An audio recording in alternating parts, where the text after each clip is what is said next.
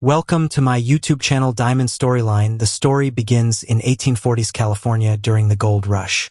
A young girl named Sarah is born to May, a rich man's mistress. Her father, Alex Stafford, is ashamed of her and forces May to abandon her.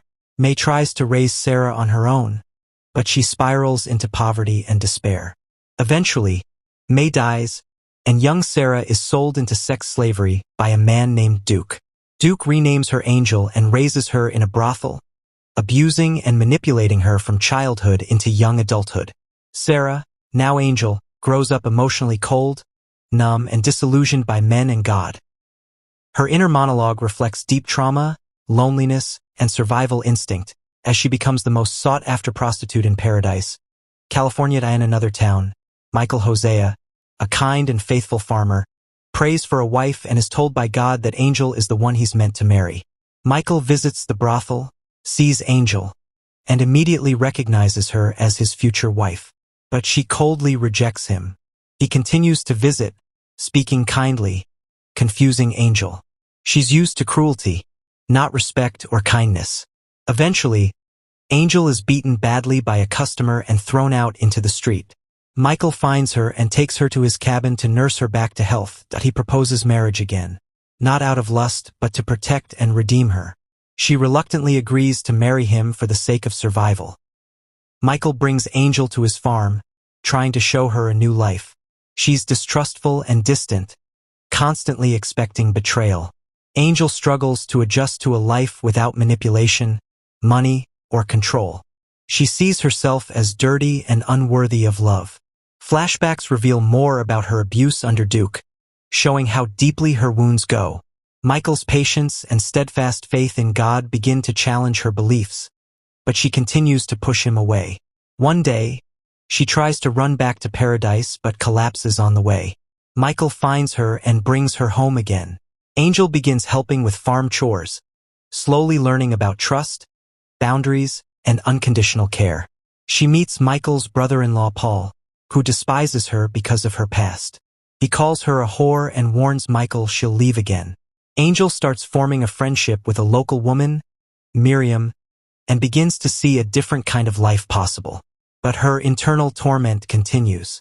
She has nightmares of Duke and guilt over her past. Michael gently teaches her about God's love, forgiveness, and redemption, but Angel can't bring herself to believe she deserves it.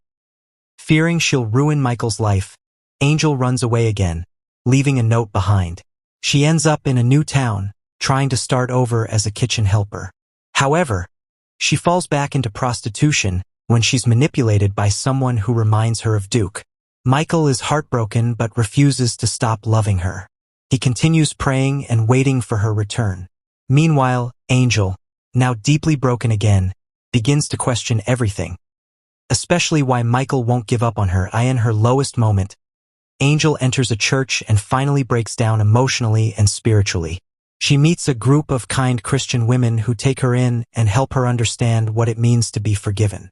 Angel experiences a spiritual rebirth and starts serving in the community, finding purpose beyond her past. She changes her name back to Sarah, a symbol of reclaiming her identity. Through letters and stories, she begins learning about the unconditional nature of God's love and finally accepts it. Sarah is determined to confront her trauma.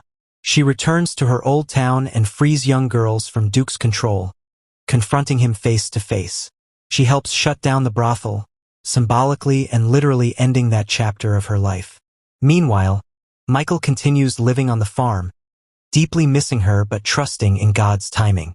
Sarah writes him letters she never sends, filled with apologies and expressions of love. She works with survivors of abuse and trafficking, transforming her pain into compassion for others.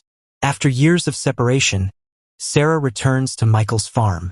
He's visibly older, but his heart is full of faith and love. The moment he sees her again is filled with silence, awe, and deep emotion. She confesses everything: her past, her healing, and her love for him.